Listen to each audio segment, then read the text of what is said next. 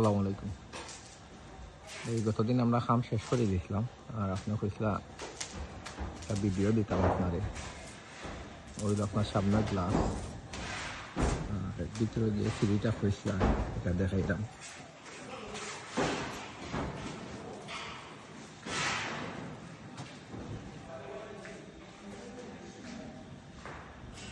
oil আপনার সিঁড়ি ভিতর সাইডে যে গ্রিল দেখা যায় এই সাইডে দিয়ে আপনার গ্লাস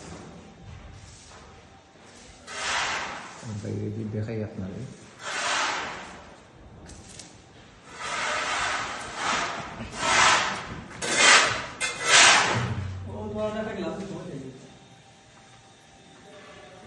ওইল বাইর সাইড